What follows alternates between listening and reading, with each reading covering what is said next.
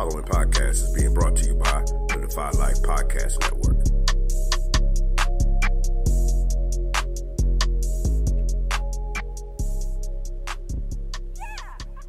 Today's podcast is presented by PodGo. PodGo is the easiest way for you to monetize your podcast, providing podcasters with a flat rate for ad space so you always know how much you get when you include an ad from PodGo. Apply today to become a member and immediately be connected with advertisers that fit your audience. That's podgo.co at podgo.co.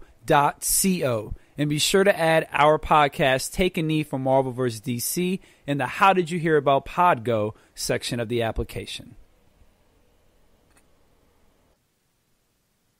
Maybe we can still heal you. Why? So you could just lock me up? No. Just bury me in the ocean with my ancestors that jumped from the ships. Because they knew death was better than bondage. Oh, you think darkness is your ally? You merely adopted the dark. I was born in it, molded by it. I didn't see the light until I was already a man. By then it was nothing to me but blinding. The shadows betray you because they belong to me. In the hell do you think you are? Okay, it's not working out. I'm gonna need the suit back. For how long? Forever. Yeah, that's No, how it works. please. Let's have it. You don't understand. This is all I have. I'm nothing without this suit. If you're nothing without this suit, then you shouldn't have it. Okay? So, Oz. God dang it, Oz.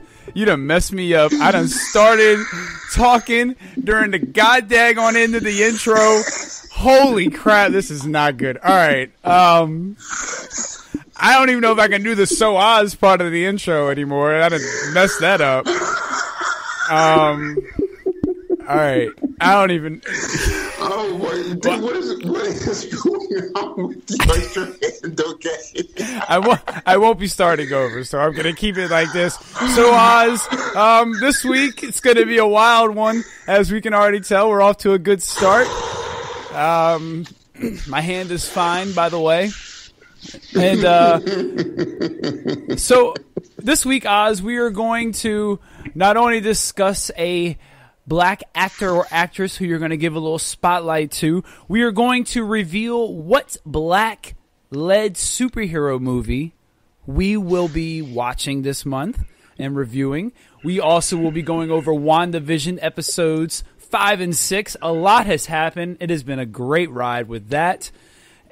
Oz, we also have we're going to do a little bit something different. We're going to do a pick 4, and the rest are gone. And then, Oz, we got some news. We got polls. We got a packed show. Are you ready for it? Bring it. Let's go. Okay. Well, let's go ahead and start with some of the social media. What do you want to do? You want to start with the movie, or you want to start with your spotlight character?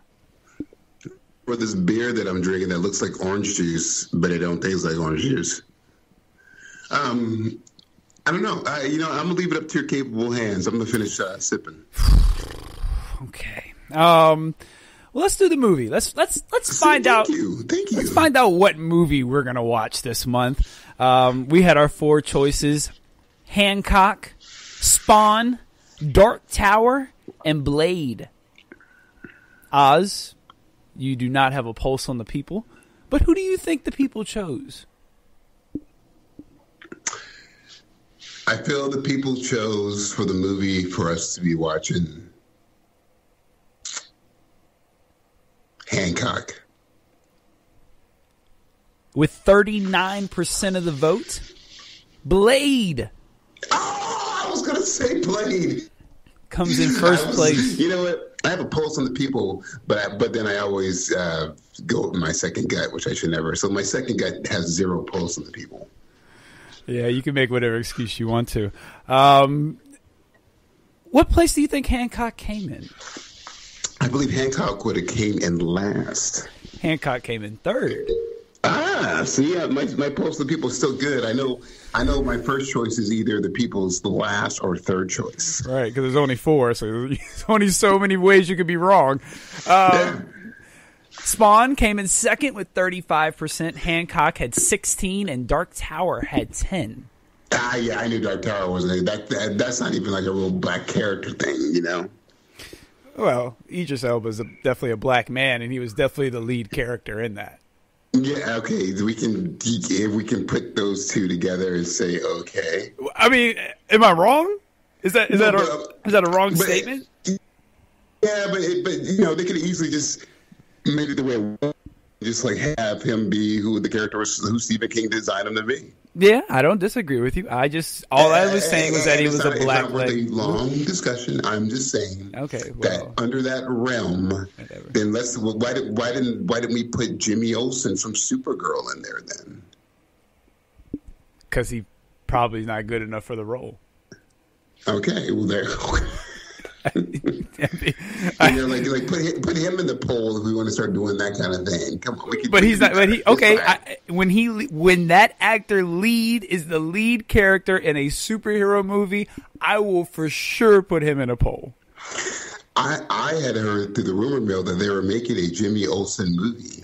Yeah, because the last movie he was in was a Tyler Perry movie where he seduces this old woman. Exactly. It takes her money. So that's what he's doing. Exactly. Jimmy Olsen gets hit with gold kryptonite, and it makes him go crazy. And he starts robbing old women. And you know who his accomplice is? Medea. He seduces Medea, and that's when it all goes to hell. No, his accomplice is his mother. But his accomplice is someone who has a motorcycle. I think they do have a motorcycle in the movie. See? Thank you very much. I can't remember. All right. Yeah. So we will be reviewing Blade this month. So probably next week. I love it. We'll see how Oz does. It all depends on Oz. If we review this movie next week. But it will be reviewed in Black History Month. Yeah. Almighty Oz, dude. I got you, dude. I got you, bro. So we could at least guarantee that. We can at least guarantee, as I'm training my mind and my body, I'm going to watch Blade. A couple of little comments that were made. Hawk the Horrible, our good friend Hawk the Horrible, said maybe they can spot the Angela cameo, and he had a gif of Spawn showing up. Our good friend, and also who just celebrated a birthday as this is coming out, our good buddy JD, my co-host from the Pro Wrestling Showdown podcast. Cheap plug. Happy birthday to you as well, big guy. He said, I wanted to vote Dark Tower, but that movie was bad. But the books are so damn good. Oh, yes, very true. Spy Hard Podcast, Spawn or Blade, Infectious Groove Podcast. I think Hancock is crazy underrated, so that's my vote. Girls Talk Comics. I say Hancock just for this scene, and it's a gif of Hancock saying good job to everyone. Real good job. Good job. SWO. I do like that. I like that. Okay. SWO Productions says the one with the motherfuckers trying to ice skate uphill. The one with the motherfuckers trying to ice skate uphill. You know where that quote's from, Oz? I'm probably right. Not right now. Sorry, I have to think about it. Blade. Sounds like it's so. Man, that sounds like a Samuel Jackson nice quote, but it's a Wesley Snipes. You could definitely picture Wesley Snipes saying that. Hey, so do you think that Blade 3 really was worth all that controversy and drama? I mean, I don't know. It was. They did do him dirty, and it was a gateway drug for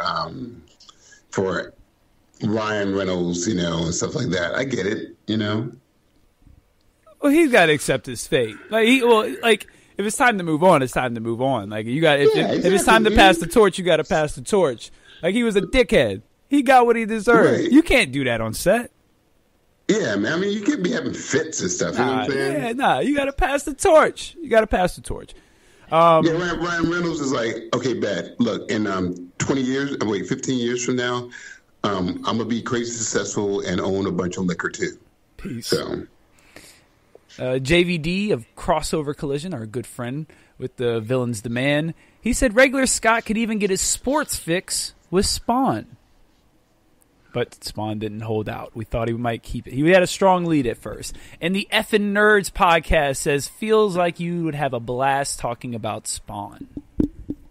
Yeah, see, Spawn seems like a nice, easy fix. But the first Blade in its own world was pretty freaking dope, dude. Well, let's call it like it is. Let's give Blade the props it deserves.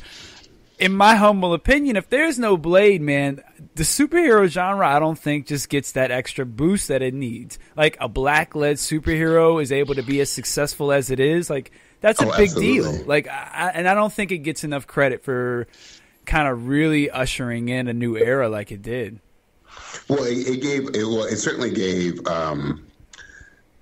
It was a gateway drug for non-comic book people to get into the whole movie comic book world, because you had the black audience who's going to be, oh shit, Wesley Snipes, let's do this, who, even if they weren't black nerds. And then it was a perfect trifecta. You had action, vampires, comics. You're hitting all the geeks properly. So yeah, I definitely agree. Spawn would have been a lot of fun. I haven't seen Spawn in a long time. Me personally, my vote was actually going for Hancock. I do agree that Hancock, is one of the more underrated movies. I think the premise is great. Maybe the execution wasn't that good, but the premise and the idea of these kind of star-crossed lovers who can be these superpowered beings when they're apart, but the only way to be together is to be normal. It's a good story. There's a lot you can do with that, but no, man, that ice falling down off my roof is hilarious. No, it's good, but man, can I just ask, like, what is he drinking that gets him drunk that he's super powered?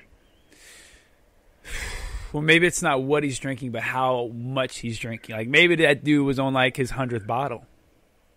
Jeez, dude. It's like, man. I mean, you got to think he can drink as much and, as fast as he wants. Like, he probably knows how fast he needs to chug to get himself a little buzz. He can give himself a buzz. I don't think he could be drunk. He can get himself buzzed, though.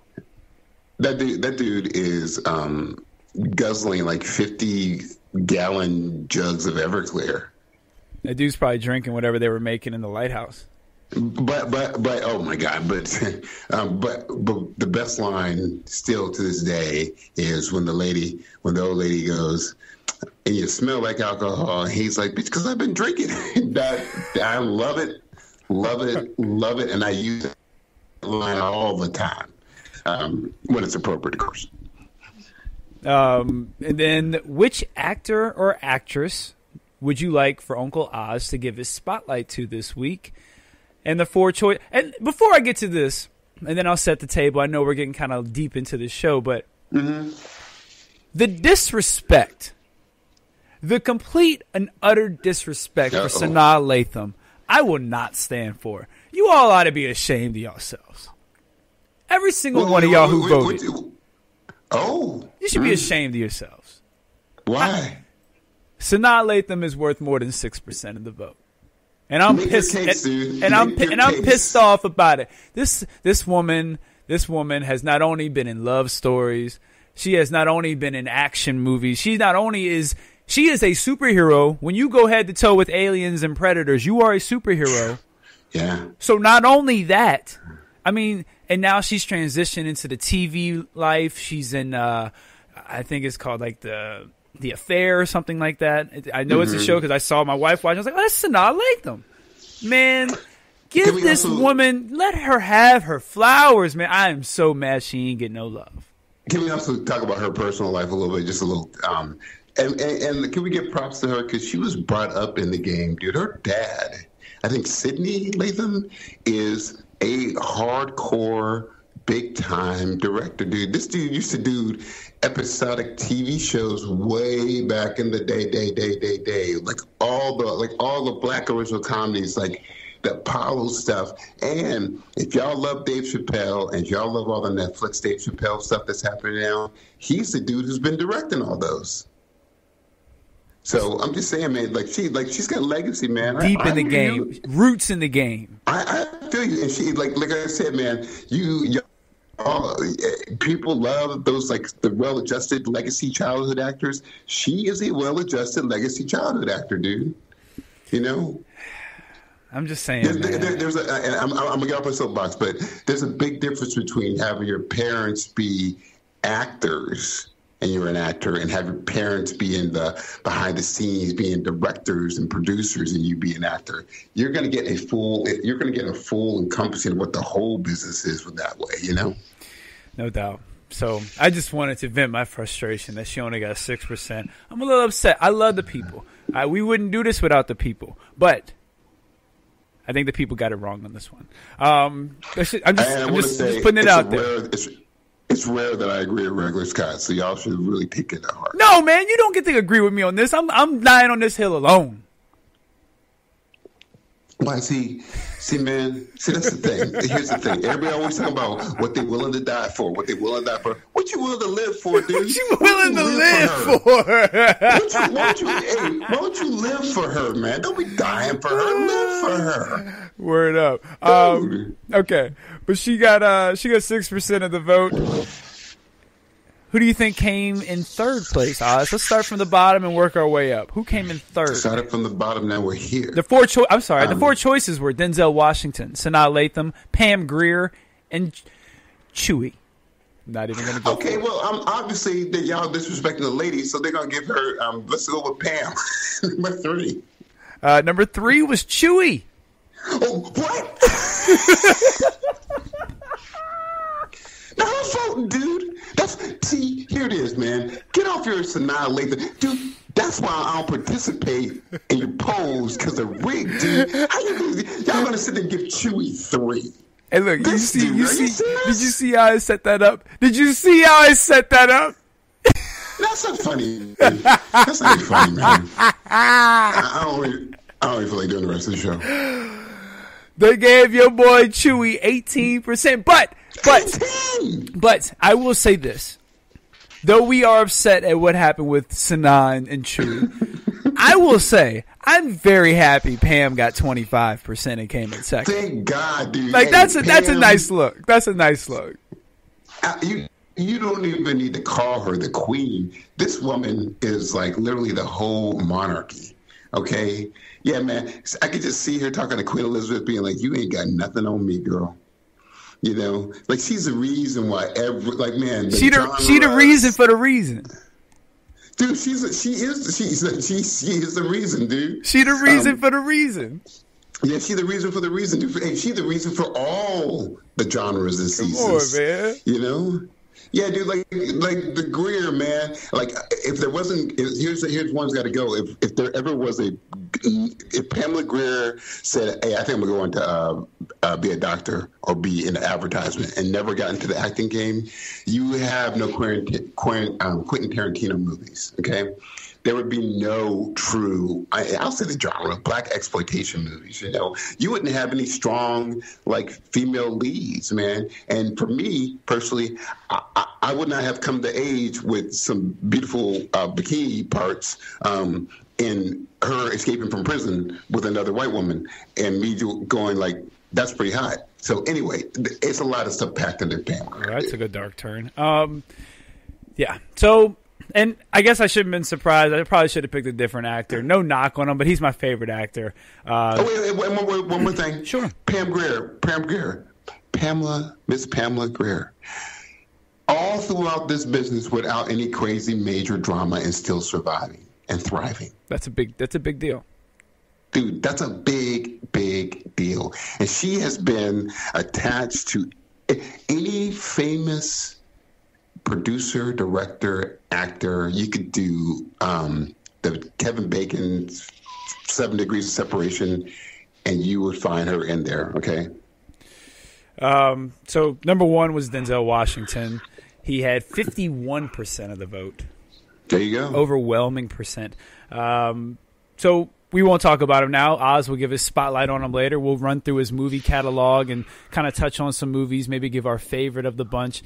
But I was about to say before we get too deep into things, but we are way, way deep into things. The table has been set, dude. Let me sprinkle a little brown sugar in the name of Sanaa Latham. This is Take a Knee for Marvel vs. DC. I am your host, Regular Scott. I am here with my co-host, the comic connoisseur, the mighty Ozzy Killmonger. Oz, what's going on? What is up, my comic comrades?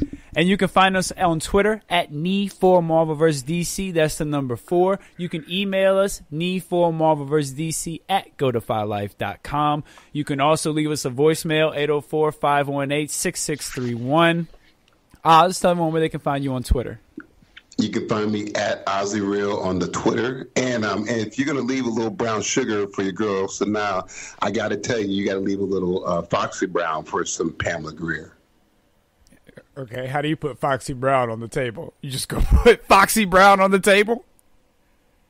Dude, that's the movie Pamela Greer was in. I know, but how you go put Foxy Brown on the table?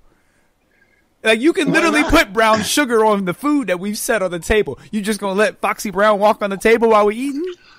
Oh, son, but that man, Foxy Brown, man, come on, man. Foxy Brown is like, that's not even a person, man. That's some delicious gravy. Come on, man. Okay, well Give done. me a break. You got some brown sugar. You got some Foxy Brown, which can even, hey, from where I come from, that could even be some delicious biscuits too, man. All some right.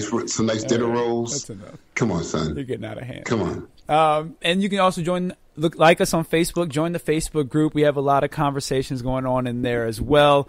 We have a Killmonger conversation from our good buddy Phil.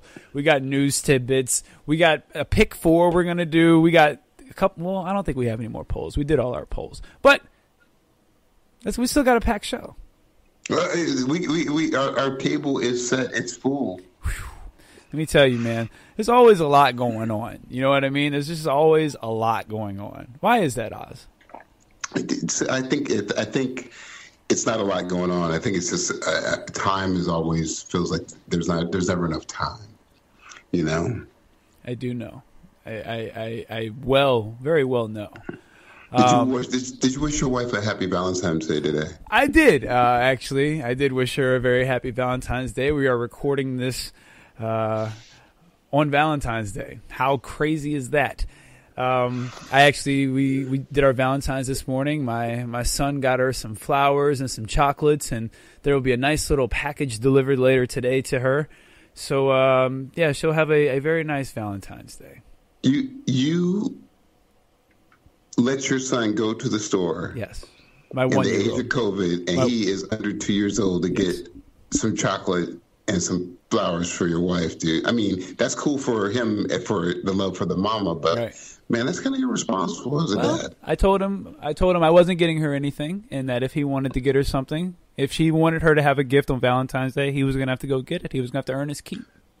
See, man, I could have swore I saw that cat in that Uber, dude. I didn't want to say nothing, dude. Uber. I gave him the keys.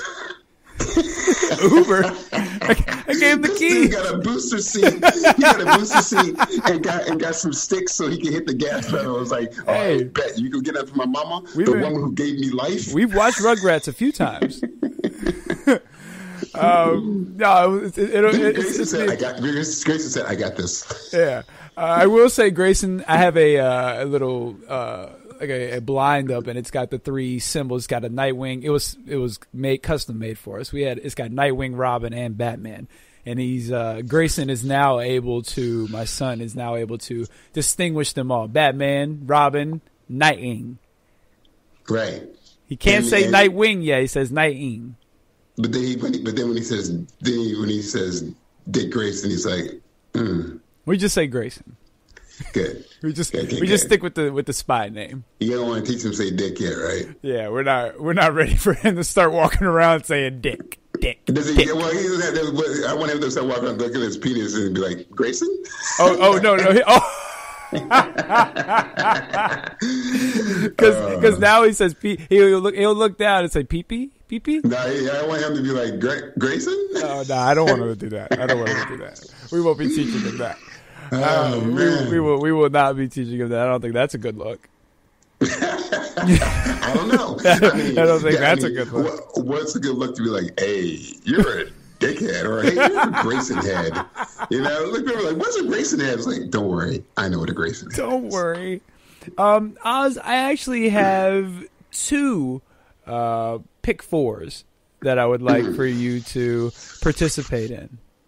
Oh, let's do it before I start rubbing my hands together. That's not funny. So, best action star. I'm only going to give you 4 choices, and you're going to pick one, and we're going to narrow it down that way. It's fine. Okay, good. Let's do it. Let's do it. Pick one. The rest are gone. Sylvester Stallone, Arnold Schwarzenegger, Wesley Snipes, Sigourney Weaver.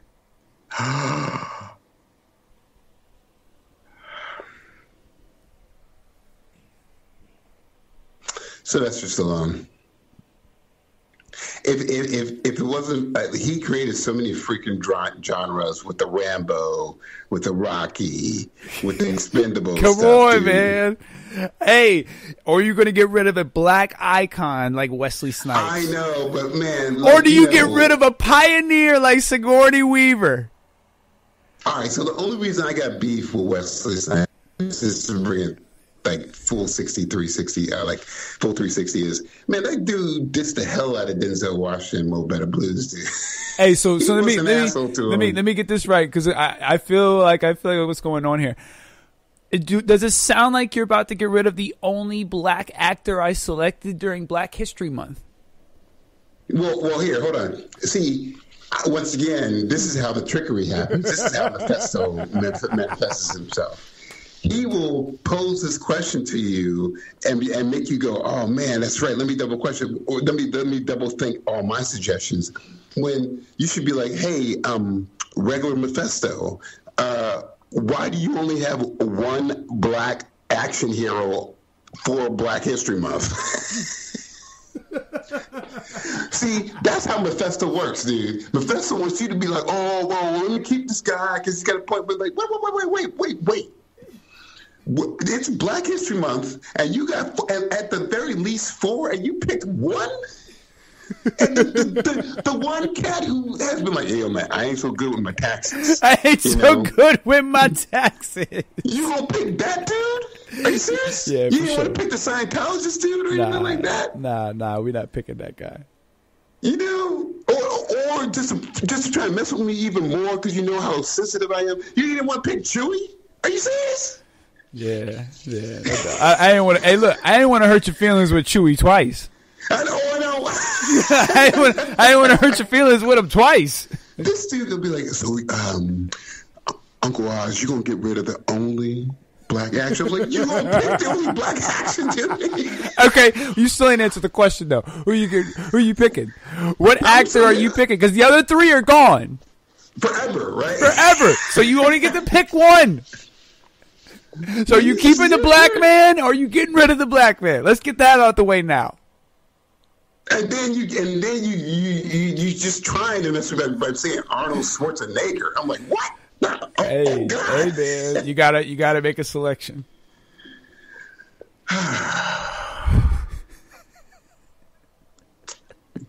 Dude, you're putting me in a corner, man. I am.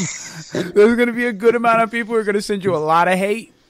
Yeah, it's like, hey, whichever way you do it, either I'm a racist or I'm an ageist. Or you're sexist.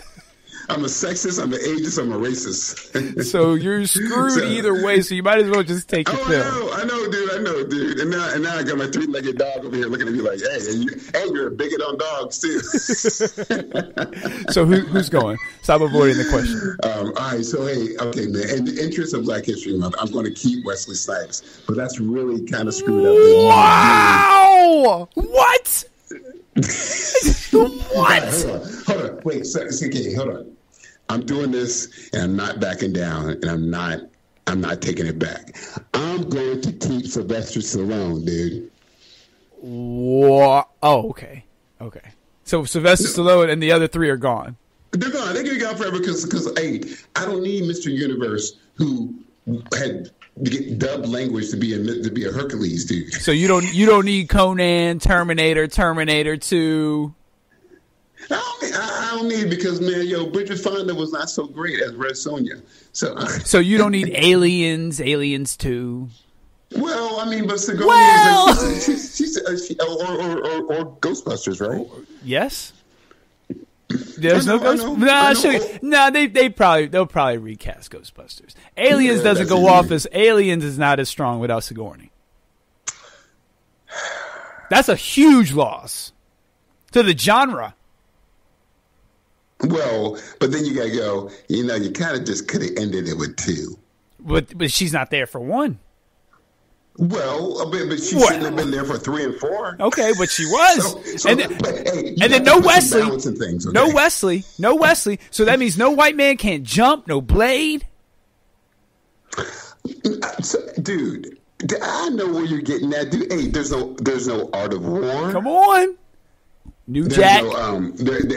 Spike Lee's got to find a replacement. Come on. I'm just saying, man. I'm just saying. There's no terrible Western where he's fighting zombies and demons. Yeah. Well, so you're picking Sylvester Stallone. So just for the fact that I know, and I am, and for everybody, I'm trying to be very neutral for politics, and I know what side of the fence he's on and everything. But this dude, he wrote Rocky. He conceptualized Rambo. I'm just saying, dude, and Rambo sparked a whole lot of genres. Rocky, for damn sure, sparked a whole lot of stuff, too. Dude, I'm sorry, man. And also, I have to say, I'm being very strategic because by me keeping Sylvester Stallone, we still get He-Man and the Master of the Universe with Dolph Lundgren. Okay. I'm also going to pick Sylvester Stallone this day. Hey, and Carl Weathers, bro. Yeah, no, I haven't got to him yet. I was going to save him for another day. Bro. Yeah, bump Mr. T, though. All right, let's go to the next one.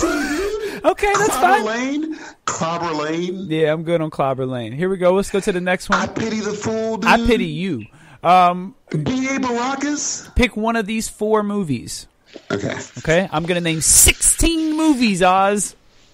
And I don't worry. 2 will be black. And only 4 of them can stay. And only 4 of them will be maybe black. I think there's only one of them that's black. Oh, I know. Celebrating Black History Month by Regular Scott. I don't see color unless it's green. Well, I'm black and white, so I got to rep both sides. Dude. And black and blue after I went next time I see you, dude. Yeah, my knees are still good. What happened to that? Shout out to Evan the Great. Jaws. Silence of the Lambs. Shawshank Redemption. The Princess Bride. Training Day. Oh, wait, you're not going through all 16, are you? Oh, I absolutely am. Dude, and you gotta pick 4. Pay attention. Okay. Go ahead. Avengers Infinity War. Gladiator. Alien. Empire Strikes Back. Toy Story. Braveheart. Terminator 2. Judgment Day. Lord of the Rings, Fellowship of the Ring, Raiders of the Lost Ark, Goodfellas, and The Dark Knight. Gladiators, Raiders of the Lost Ark. Whoa. And then my other 2 are going to be... Come on. Who you pissing off today? You said The Princess Bride, right? The Princess Bride. Yeah, The Princess Bride definitely stays. Wow. And then the last one is... Hey, name the first 4 you said. Jaws, Silence of the Lambs, The Shawshank Redemption, The Princess Bride. All right, that's what it was. Name 5 through 8, please. Training Day, Avengers Infinity War, Gladiator, Alien. Alien. I'm going to keep Alien, too. Okay. So those are mine. Okay. What are yours? Oh, man, depends on what day you ask me. What's the last movie I've seen? But as of today... How about today? as of Valentine's Day, I'm gonna go with. I know how sensitive you are, right, Scott? I'm gonna go with. I'm actually gonna pick the one black movie, Training Day, The Dark Knight, Raiders of the Lost Ark. Raiders of the Lost Ark is great. Yeah, it's a great movie, and wow. I'm stuck between three. Avengers Infinity War, Toy Story, and Fellowship of the Ring. Man. Give me the Avengers. I think you could watch Avengers Infinity War without seeing any of the other movies and figure out what's going on and be invested immediately. So I'll take that. I'll take those four. Okay. Yeah. I'll take that. So that should do it. All right, let's take a quick commercial break, and then that movie was not one of the selections because that was a selection of the movie. I want that one definitely to be gone forever. And we had a lot of comments on there. Make sure you join our Facebook group, be a part of the conversation. Like us on Twitter, be a part of the conversation. Tons of comments, and we appreciate everybody giving their feedback. It was a lot of fun. It's always good interacting with everybody. We'll take a quick commercial break, and we'll be right back. Oz, you okay? I'm the man. Okay, we'll be right back. Hey, this is Ken M. Padawan J. Coach Duffy. From the Ocho Duro Parlay Hour podcast. Every week, the ODPH is talking sports, movies, TV, comics, and more. It's always a parlay of topics on each episode. You can find the ODPH on Apple Podcasts, Google Podcasts, iHeartRadio, Spotify, Stitcher, Podbean, and wherever you find great podcasts, such as the one you're listening to right now. Don't forget to check out OchoDuroParlayHour.com, where you can find the links to all of the ODPH social media accounts, links to the bands whose music you hear each week on the show, hashtag 607 podcast info, and parlay points, our companion blog section of the show. Thanks for listening to the ODPH. Now get back to your regularly scheduled podcast. So, Oz. That is not how you come back from a commercial break. You threw me completely off with that one. Make sure you are checking out the ODPH podcast. Those guys they're great guys. They have a host of different topics that they hit on. Oz, what did you go do during the commercial break? I went and got another beer. Shocker. Go ahead. No. There's this local brewery called called Triple Crossing, like a triple X, but they are not straight edge, and they have this one beer called the Falcon Smash. It comes in a 16-ounce can. I think it's 18. You're right. You know what? You're right. It's an 18-ounce can, and it comes. It's 4-pack. And I met my friend Friday, and we had a couple beers, just talk about a little business venture. And they have this delicious pepperoni and spicy honey pizza. So we had some of that. I got a Falcon Smash. I got a 4-pack back. And anytime you have a beer called Falcon Smash, anytime that there's a beer potent enough for a falcon that can't fly anymore, that gets smashed, it's pretty lethal, and it's good too. Okay. Time for the Killmonger conversation and the regular thought, brought to you by our good friend Philip Darnall. We appreciate you as always. He answered our question that we posed back to him about the cons. He said the con that he wants to go to is the Coast Con. I also have a Star Trek, the TNG uniform. I'm assuming that's the Next Generation. Good job. Thank you. I'm sorry? Black guy, smushed in face, yellow shirt. Well, I just wanted to make sure that's the dude. That's the black dude with the smushed in face, right? Right. Okay. In yellow shirt.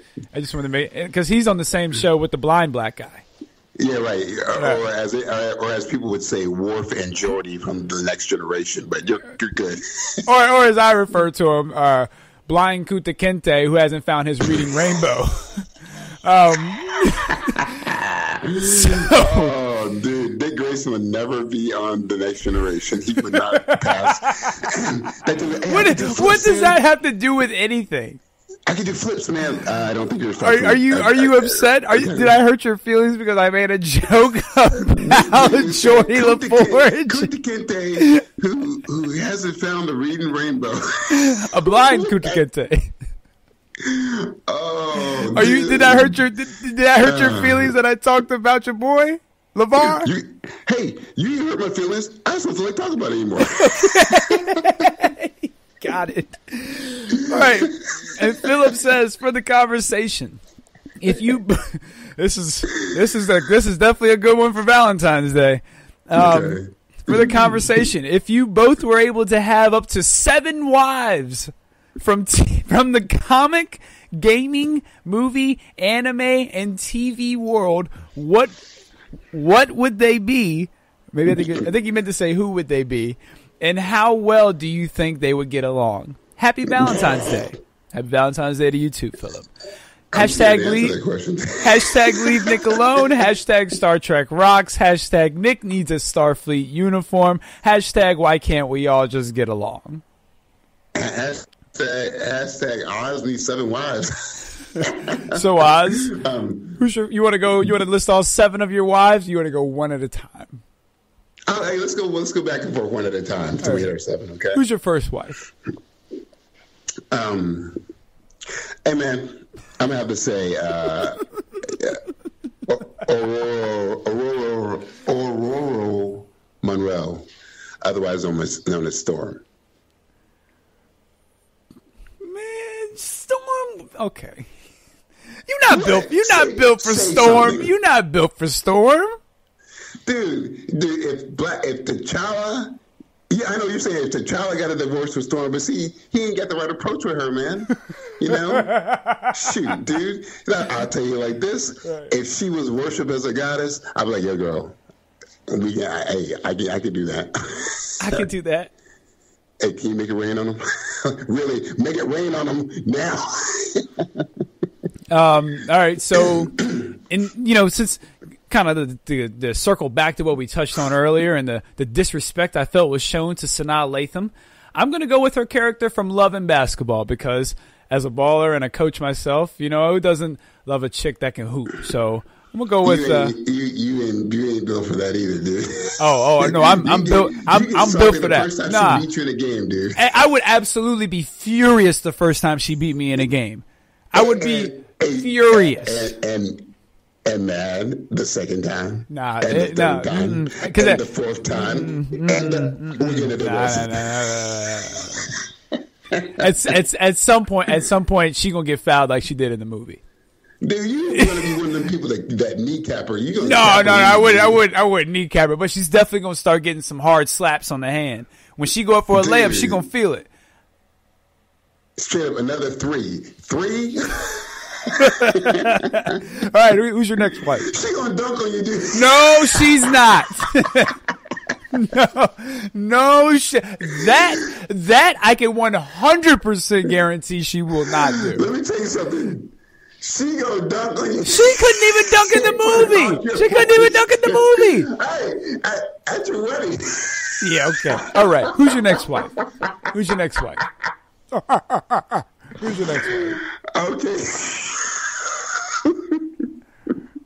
This is ridiculous. This is ridiculous. I'd be there going, I have my money on her anyway, by the way. Great. My next person, I don't care, dude. I ain't trying to be like, Black History Month is always important, dude, but I'm going to go with Sue. I'm going to go with Sue Storm. Which one are you going with? It was a woman, dude. I know, but which one? Oh, so you're not going with the live action version. You're going with the comic version. I'm going with the comic book version, dude. Live action version. Oh, which one? The blonde one? Well, I was going to ask, which one are you going with Jessica Biel or the one that's a teacher and seduces young children? Yeah, right. Dude, I'm just like, okay. Hey, Sue, can I talk to you about that? Why are you hanging out with the classmates like that? No reason. Great. I guess for my next wife, I'm gonna go with Dany from Game of Thrones because I'd rather be on her side when she goes mad. Dany. Yeah. What you gonna stab her and see? No. See, that's where John messed up. That's where John messed up. See, that's where him being noble came into play. I've established that, if I ever got superpowers, I would be a villain and all this good stuff. So I ain't got no problem just keeping quiet and staying right there by her side while her dragons take over. Let me tell you something. She done been with Jon Snow. That's okay. And Doggo. Hey. You ain't go. She'll be like, hey, just regular. That's fine. Hey, that is fine. Long as I am the king. I am the king, I am regular King Scott. She's gonna talk to you like, the prophecies have not foretold you in my future. Nah. A dragon gonna burn you up, dude. Nah, that's not part of the rules. That's not part of the arrangement. Who's your next wife? Oh, you're gonna go like, I'm the man, and one of the dragons is like, yes, you are. You're very tasty. Yeah, we like men. This coming from the guy who's gonna try to follow T'Challa, who's got the knowledge of thousands of years. What are you gonna teach Storm that T'Challa didn't? See, you got the wrong approach. I'm not here to teach Storm anything. I want to know what Storm wants to teach me. Yeah. Yeah. Shit. Who's your next wife?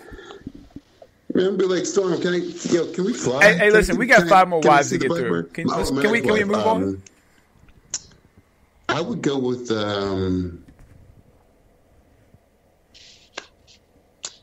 yeah, that's a good one. All right. I got my next wife. Oh, okay. You go ahead. My next wife is someone I've been very high on, Beth Pearson from This Is Us. Is she the wife of Homeboy? Of Randall, yeah. See, hey, I don't know how this happened, but we just inherited acres and acres of land in a mansion.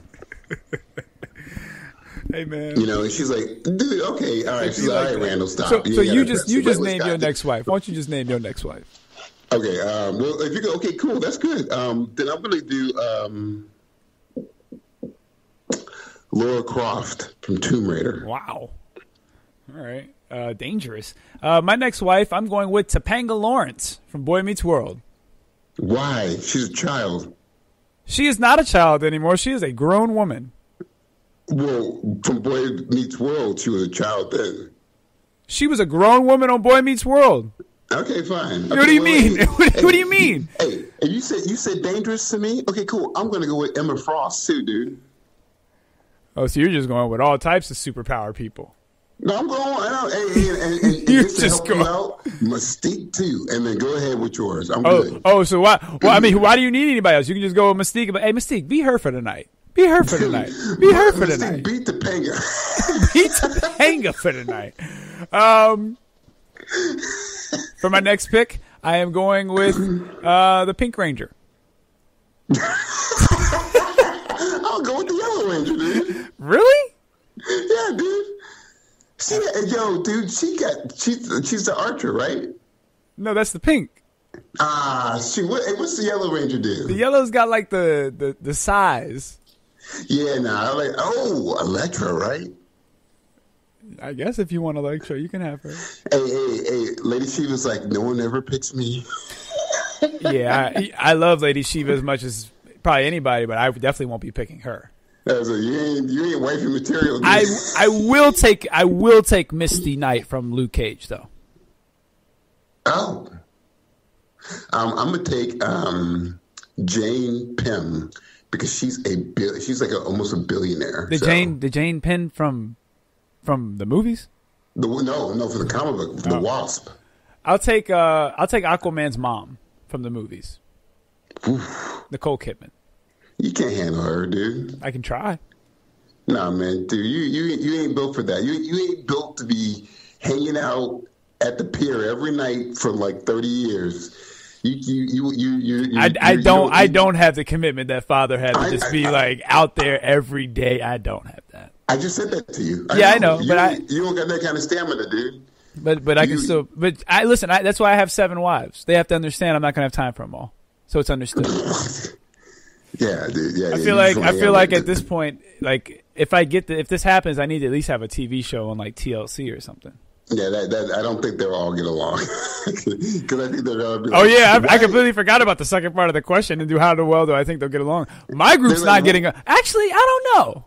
I don't know. Their common thing is like, why are we with this regular guy? Your common thing is like, why are we all superpowered people with this regular guy? Oh, no, see, no. Your name is literally regular Scott. They're gonna be like, yo, Oz has come through. The mighty Oz has come through. You know what? No, they're gonna be like, yeah, the mighty Oz is good for a laugh, but that's it. Shoot, man, give me a break, man. Sue and Storm. Like, Sue ain't gonna want nothing to do with you out of all of them. I just Reed was just like Okay. So Philip, hey, Sue, hey, you have to give me some of the give me one of them unstable molecules shirts. Yeah, Philip, I don't think my crew would get along. I don't think they would not get along, but I don't think they would be best friends after the evening. I don't think they'd like you. They probably like me less because they'd be like, "Oh, why you got her? Why you got her?" Wait, so why you got Topanga? What'd she do? And they probably would be like, "Where does Topanga fit in?" What did she? Topanga's like, Corey, just like this guy. Corey. Man, hey, after 1 week, they're gonna have you and Topanga as the butler and the maid of the whole mansion, cleaning up. That's not funny. Why do you go out and fight crime? You're the Jarvis. You're the Jarvis of your wives. You're the Guardian's motorcycle of your entire relationship with your wives. So you can take that however you want. Because there's a few different ways you can take that. So you can take that however you want. I'm great transportation. I'm reliable transportation. Yep. Yeah. Sometimes if you got gas, don't run out of gas, or you're worthless. Oh, wait. Okay. I gotta get one more, right? Yeah. If I had to pick one more, man. Let me see. Let me pick one. Now, you pick one from a video game. Oh no, you did. You did. You picked Tomb Raider. Ooh. I was gonna say Chung-Li, dude. But no, actually, them legs will hurt. Actually, I was about to say an anime, so that would work. Okay. So, all right. So Chung-Li. If that's what you want to do. I don't really care for Sonya, dude. You don't want Sonya Blade? I would say though, you know who I used to be like, damn man, she'd be dope. That sounded weird. It just came up. Scarlett from G.I. Joe. That's weird too. All right, Philip. Let me one little thing about G.I. Joe. Okay. Everybody used to love G.I. Joe, a real American hero. Name one black female G.I. Joe character that you all remember.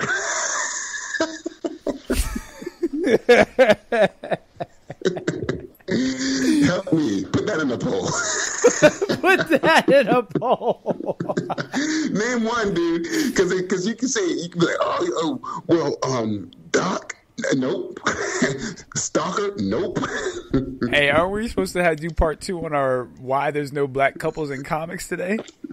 Dude, can we just say why are there no black females in the G.I. Joe roster, dude? That is crazy, isn't it? Yeah. It's crazy. Philip, we appreciate the question as always. Yes, Philip. Thank you. Great conversation. Oz, I know you did want to follow up on the topic of the lack of black couples and in comics and superheroes and strong. Well, let me rephrase that. Black couples who are still currently who have not gone through a divorce or some type of separation. Right. Yeah, they just can't seem to work their problems out. They have to end it. Well, I'll make it super quick, dude. It's just series of craziness. Man, and I still want people to really digest it and then to help me work through it. But even thinking about Miles Morales, dude, it was black and Latino, and then they still had to kill the mom. You know, there's no examples of it, man. And you could take all the little sub comics like Image, Dark Horse, whatever you want to do, Vertigo.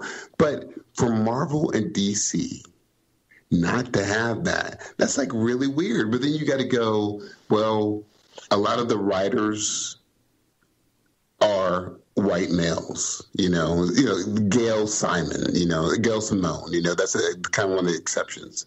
But a lot of the writers are white males. And then as the food chain goes up, the editor-in-chiefs tend to be white dudes. And so the sad thing people used to always say was just like, man, the nerds are in their basement fantasizing about, that's why they used to have like Power Girl with these big boobs. Well, to a certain level, it's kind of true because they're seeing who they would like to see as like what an ideal couple is. Like they don't even think about a black-on-black couple being ideal. They'll have a black man with a white woman, or they'll flip the script, It's just very interesting that you don't have a solid black couple that's like, oh, we've been together for years, and you've been generationally powered, Like they try to do that with Bitterroot, but like they don't do that with Marvel and DC, and it's just like, what are you missing? It's not a conspiracy. It's just like a real power couple. No. I just wanted to jump in and say like a real power couple. Like you got one, you have to deal with the other. There's no question. Well, Regular Scott, think about this. Why not? What have you ever heard of a power family? Like you have the Fantastic Four, they go on for generations and eons, but you don't ever hear about that. Like you'll hear about a legacy family, you can say Black Panther, right? But you never hear how powerful the mom is. It's always like Black Panther, the man. Like you said, like it's not like, oh, if you mess with this one, you're messing with the other one, dude. It's like it's really interesting and weird to me, man. Like there's no couple that you're like when you think of like Green Arrow, you're like, oh, I can't wait till they do a story where he gets with Black Canary. Like I guess there's not a black couple like that besides Storm and Black Panther. Well, okay, so that's like the go-to. That's like the basic. It is. But you have like even in the short DC showcases, Green Arrow is kicking butt. Actually he's getting his ass kicked, but then his girl is going to be around at some point. Black Canary's coming. Yeah. Hey, hold on, I got to pause real quick. I got to let my dog in. Well, why do you have to pause? I mean, we're not going to pause. Okay, good. I'm going to let my dog in. Okay, well, just let your dog in. I don't know. Why would you need to pause the show to let your dog in? Tell your dog I said what's up. Hey, come in. Well, while Oz tends to PD, we're going to play another quick commercial break. We'll be right back. This is Defy Life.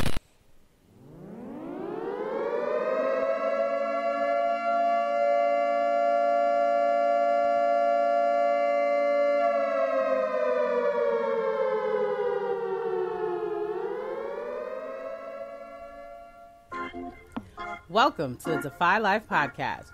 Join JR, Thomas, and Al as they take on topics in sports, politics, current events, family, and more. Insightful, hilarious, always unique. New episode every Wednesday. Powered by the Defy Life Podcast Network. Listen at DefyLifePods.com and everywhere else your favorite podcasts are available. If you're not rocking with Defy Life, what's your life about? And we're back. That was the Defy Life podcast. Make sure you check those guys out. It's one of the flagship shows here at Defy Life. Oz, I know you had to let the dog in. You got a little tongue-tied when you were talking about the black couples. Go ahead and pick up where you left off. Yeah, sorry about that, man. Like a dog in a bone. Well, I have our dog. It's like all the ice is falling from our trees, so it's coming down in like shards. And my dog was like, "Let me in now." The dog was dodging the shards as they came down. There was almost like projectiles. And it was like, and my three-legged dog was pretty good. Like that dude, he's a survivor. I was like, "Why do you have a bird in your mouth?" He's like, "I don't know, apocalypse." Just in case. Never know. Might not eat again. He's like, I don't know, but I know I don't share. So, well, I just want to say, man, it is just really super interesting that, like, you don't see positive example of a long-term couple. And again, I want to break it down, and we can move on, but I want to get down to not just a black couple, but like, why don't you have a black power family? You know? They and I think it sort of alludes to like there's like why hasn't there ever been a super powerful African superhero or whatever? Because it's like, you know, then that person has to own the responsibility of why some countries in Africa are in a state of disarray. But I'm like, no, they don't have to own it. That's colonization is why it's happening. They just don't address it. They don't address it. So. It's just weird. It's weird. It is weird. Is it strange to you, or is it just me? It's just you. So let's talk about some. Well, thank you for the reassurance as I put the straitjacket on. I appreciate that. No problem. That's what I'm here for. You don't hear those voices? No. Okay. So last week we gave our list of couples who we thought were some of the best. Now we're gonna break it down even more and get to the final two. Oz. So we're going to eliminate one of your couples. You had Django and Broom, whatever her name is. Broomhilda. And Broomhilda. Yep. And the Huxtables and Barack and Michelle. Yeah. Who are you getting rid of? Oh, only one of them could stay. None of them. Okay, then they're all gone. I win. Oh, wait, hold on. Wait, what do you mean only one can stay? Because we're getting rid of two of them. Do you want me to get rid of two, or are you going to get rid of two? Okay, well, I'm gonna keep here. Just to piss everybody off, I'm gonna keep Michelle and Obama. Oh my God! No, see, there you go. Yeah, because I ain't getting caught with no Jello pudding, Huxtables, or Django. But she didn't really do nothing. I'm like, cool. I got two power couples. Hey, I got two mutant power couples, dude. Because if you don't believe Michelle and Barack are mutant powers, we're gonna talk about that. I'm gonna keep Beth and Randall. I'm sticking with them. Man, what, dude? What is this? This is us kick. There's no kick. What do you mean? I only had three choices. It's not like I can pick anybody. I'm gonna put Obama to them. Okay. Up to him, man. Hey, so that might need to be a Twitter poll: the Obamas versus Beth and Randall. Yeah. Who's the better couple? Yeah, who's the better couple? But I can't believe my fortune again. We got all this. How my dad, who gave me up, was a drug addict, but he was an amazing musician, and I have abilities too. Oh my God, my mother. Hey, look, man, this poll might mess around and be in the next season of This Is Us if they win. Get out of here, dude. Get out of here. No, how about you get out of here and don't come back? Close the door behind you. Hey, how about this? Hey, Randall, I see you running for office. Good luck. He already got the office. My dude got the office too. Okay, well he just got the office. He just started. He hasn't even been in politics a year and he's already in office. That's cool. Okay. My dude, hey, raised mainly by his mom and his mother's parents. Oh, my guy doesn't know his mom. You can pull your Randall on you, but my dude is the original. Randall's based off my dude. No, he's not. All right, here we go. We're moving on. Hey, feel that. Randall is based off my dude. No, that's not true. All right, we're moving on. We're a little crunched for time, so we're not gonna be doing any of the news tidbits because we are a little crunched for time on this episode. So you're right. The next thing we're going to do is we are going to go to either WandaVision, Oz, or we can run down and give the spotlight to Denzel and his movie catalog. Hey, we can do WandaVision because we could probably knock WandaVision pretty quickly. But I just want to say one quick note. If you see This Is Us and they're like, new story arc, Randall moves to Hawaii, I just want to let you know what's going on. Okay, well, we won't because he won't move to Hawaii because they've already shown where he goes in the future. You have land in Hawaii. There won't be a Hawaii. There's no Hawaii. Sorry. Randall's not interracial. He's not based on Barack. It is based on Barack, dude. He's not based on Barack at all. Who? At all. Hey, name what color was Randall? What color was Randall's mama who raised him? White. What color was Obama's mama who raised him? That's not the point, No. Oz. I just want you to see everyone get into these. Just say it. But they was not. He was not. He was not related to his. Randall was not related to his mother. Just say it. That was his mom, but that was not his biological mother. I don't need to say it because you're trying to get me to say something that has no impact on it. I am not. I'm trying to get you to answer a simple question. What color? Has nothing to do with anything. Yes, it does. Oh no! Did the Obamas adopt somebody? Barack's spiritual father. Here we go. Here we go. Dude, I'm just throwing things out there. Here's the stretch. Here's the stretch. Go ahead, pull your Reed Richards out. Here's the stretch. Who was raised by a white mom. Go Gadget R. A black woman. Can you tell me who did Obama marry?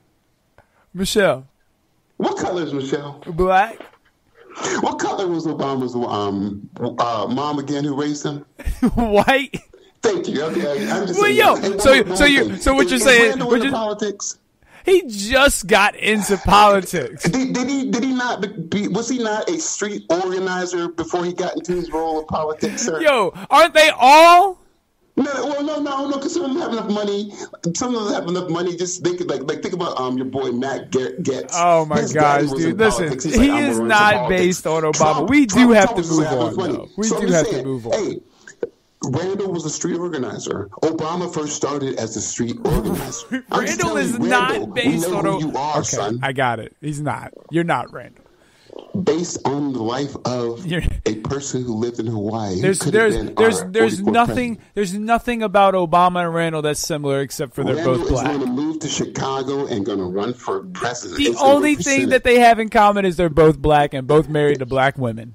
Randall is going to give a speech that's going to wow the Democratic committee at the convention, and they're going to say he should run for president. No, they're next not. arc. No, they're not. Okay. Next arc. Yeah, well, is that because you said the next arc he was going to Hawaii? So, dude, Randall loves basketball. Randall does not love basketball. He does not.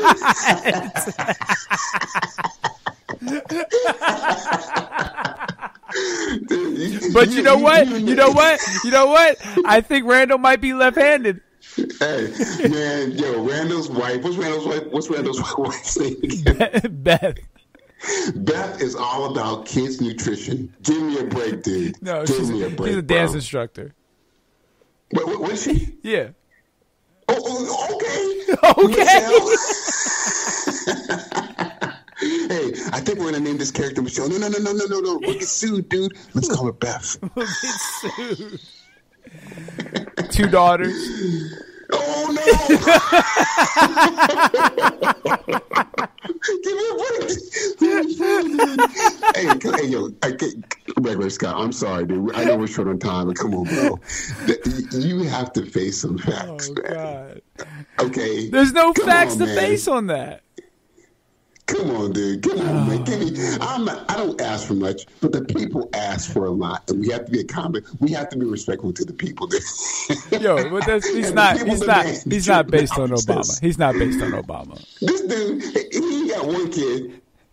He ain't got like 3 boys. He got 2 daughters.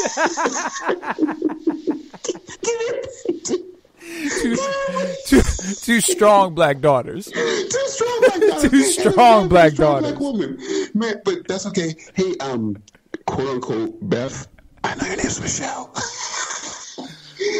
I saw Beth at a party. I was like, Michelle, and she turned around. I was like, I know. She said, well, yes. I was like, just checking. That's all. Little do people know, Obama had to sign a contract to sign off on the Randall character before the show aired. Dude, Obama had a NDA he had to sign. Said like, we're gonna give you some money, and we're going to base this off of your life. Yes, we will. Hey, and so you know who Randall's brother is based off of? That's Joe Biden. Hey, listen. That's his brother, Barack and Joe. We're gonna do this, okay? It's gonna be clever, and Nancy Pelosi's based off the.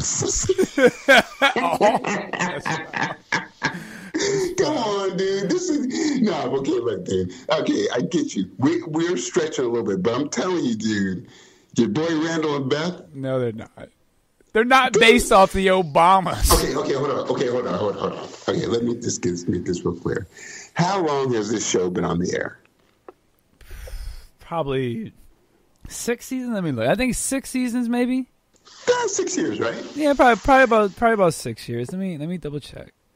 Oh, okay, not even 5 years. 5 years. Okay, 5 years. Okay, so they could not have had this show based off of Michelle and Obama because they were definitely in office and politicians way before that, right? I'm just kidding. It's totally based off those two. Okay. But there's nothing similar about them. Because they went to HBCUs. That is like the common argument these days. This is why we all don't get along because someone will say, well, 2 + 2 is 4, and another person is like, well, no, 3 + 1 is 4. Red and yellow make green, and it's like, well, I know that, but I was saying 2 + 2 is 4. It's like, no, but we're talking about colors right now.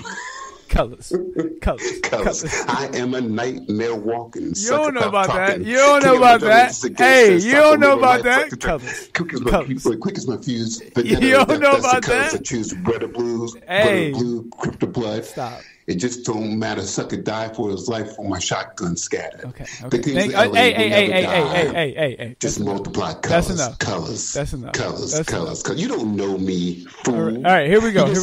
I bought that color soundtrack, and that song and Eric B. and Rakim's song, dude, I would just play that over and over and over again, dude. That was the thing. You don't know anything. You know Uncle Oz is still full of surprises, right?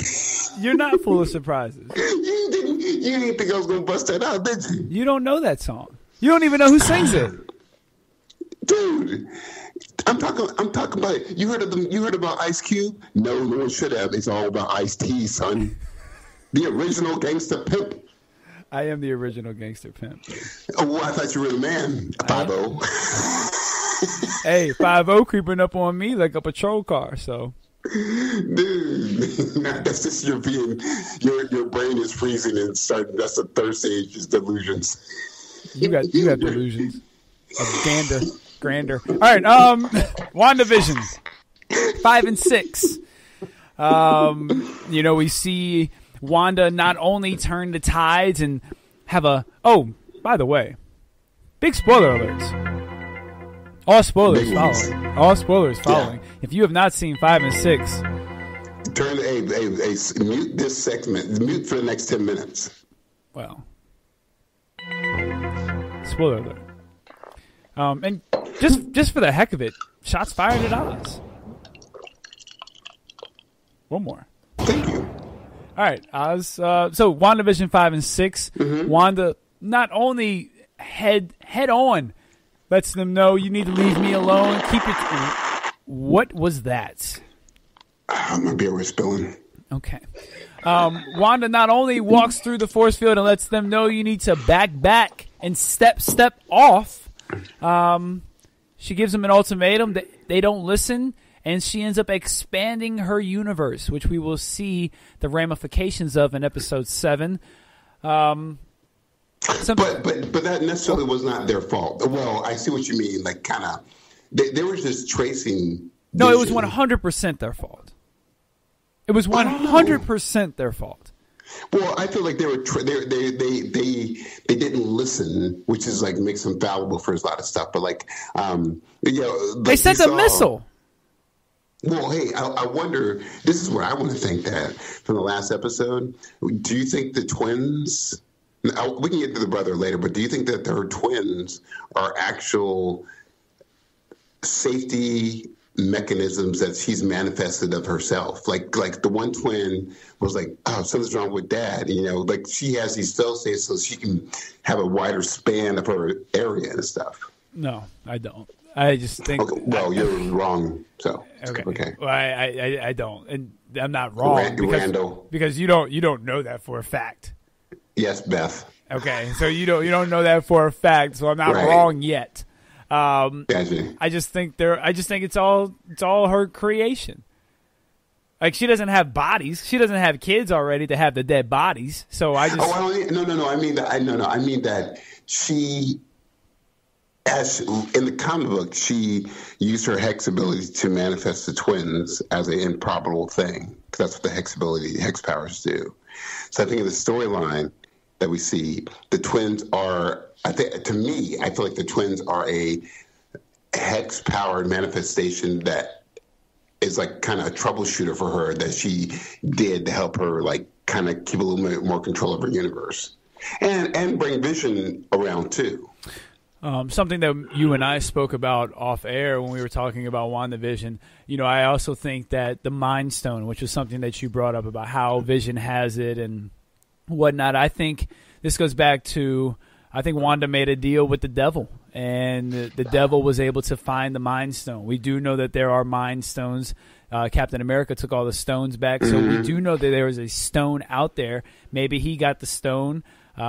Maybe Kang got the stone, and he made a deal. Maybe, there could be a whole bunch of deals being made, and maybe that's why we get a Doctor Strange, or maybe it was Dormammu. You never know who it could be. But I think there was a deal made to get that Mind Stone to help create Vision or complete Vision. Well, if you want to make it really sad, you could. If you want to make it sad and put Mephisto in there like he's supposed to be, she makes a deal like the devil usually does. She makes a deal with Mephisto, and he helps her to find it. And so she finds the stone with saying, later on, I'm going to need this from you. And she gives it the Vision, and we get the Mind Stone, but we also get the Time Stone from Doctor Strange because he has to go back in time to offset that deal with Mephisto and Wanda.